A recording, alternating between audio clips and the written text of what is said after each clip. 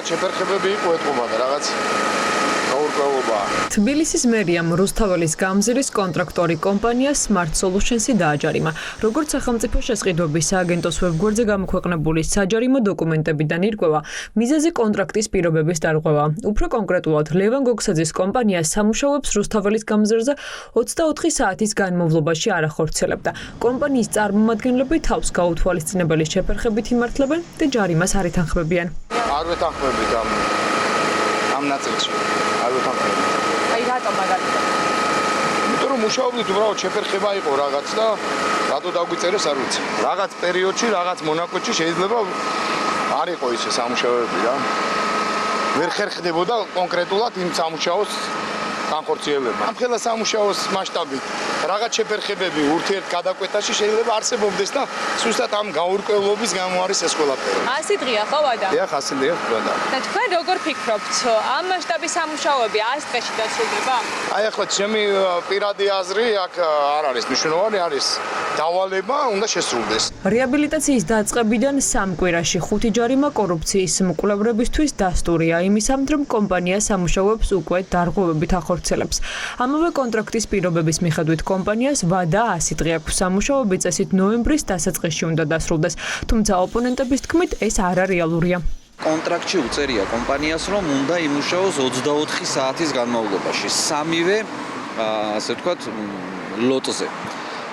სამწუხაროდ კომპანიამ ვერ შეასრულა ეს პირობები და დაჯარიმებული არის, ანუ 5 ჯარიმა აქვს გამოწერილი, ერთ ლოტზე 2 ლოტზე აქვს 2 ჯარიმა, ხოლო ერთ ლოტზე აქვს 1 ჯარიმა გამოწერილი. ეს იმას ნიშნავს, რომ გეგმა გრაფიკს უკვე ჩამორჩება. პრაქტიკაში კალაძის მერობის პერიოდში არ არსებობს დიდი ინფრასტრუქტურული პროექტი, რომელიც თავის ვადებში დასრულებულიყო. ანუ ვერ ასრულებს ეს ადამიანი თავის ვადებში, იმიტომ რომ არის ცუდი მენეჯერი. შესაბამისად, ჩვენ გვაქვს იმის მოლოდინი, რომ ესეც ვერ დასრულდება ვადებში.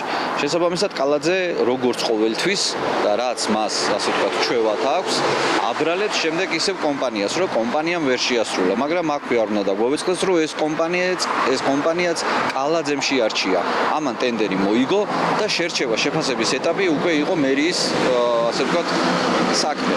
და შერჩევა შეფასების ეტაპზე ჩათვალეს, რომ ეს კომპანია არის ის და აკმაყოფილებს ყველა პირობას. შესაბამისად, კალაძე არის პასუხისმგებელი, კომპანიაც რო ვერ შეასრულებს, მაინც კალაძეა პასუხისმგებელი, იმიტომ რომ მას ევალება ეფექტური კონტროლი.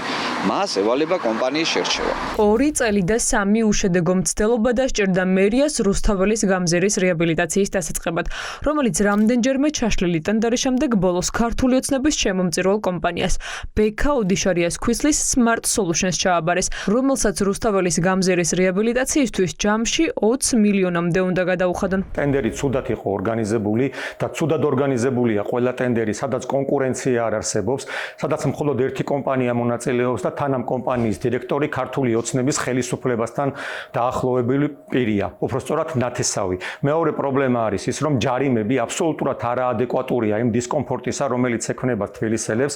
შეგახსენებთ, რომ გადაკეტილია ქალაქის ცენტრი, იხარჯება მილიონობით ლარი საჯარო ფული და ამის ფონზე ხელშეკრულებას უკვე მეოთხეთან არღვევს კონტრაქტორი კომპანია. ჯარიმა კი არის სასაცილო 0.02%. ბუნებრივია ასეთ შემთხვევაში ჩვენ უნდა ვივარაუდოთ, რომ სამუშაოები ვერ დასრულდება დათქმულ ვადებში. რუსთაველის გამზირის რეაბილიტაციისთვის დაწესებული 100 დღიანი ვადა სავარაუდოდ საკმარისი არ იქნება. ამას არა მხოლოდ ქართული ოცნების ოპონენტები ამბობენ, არამედ რამდენიმე დღის წინ თავად ლევან გოგსაძემაც განაცხადა. ოპოზიციონერები ფიქრობენ, რომ რუსთაველის რეაბილიტაცია კიდევ ერთი პროექტი გახდება, რომელიც მერიამ ვადებში ვერ დაასრულა. სამწუხაროა, როდესაც კომპანია უკვე პროცესში არ ასრულებს ხელშეკრულებით ნაკის ვალდებულებებს, მაგრამ თბილისის მერიას გაცილებით მეტი ბერკეტის გამოყენება შეუძლია, ვიდრე რამდენიმე 1000 ლარით და 1500 ლარით კომპანიის დაჯარიმება არის. თავარი ამ ვითარებაში არის ის ხარისხი, რა ხარისხითაც უნდა შესრულდეს რუსთაველის რეაბილიტაციის სამუშაოები, რომელიც წარსულში გვინახავს რამდენჯერ დამდგარა კითხვის ნიშნის ქვეშ, როდესაც საუბარი არის ხარისხზე, სანიაღრო ექსელის გამტარუნარიანობაზე და იმ ერთობლიობაზე, რომელიც ქმნის საერთო სურათს.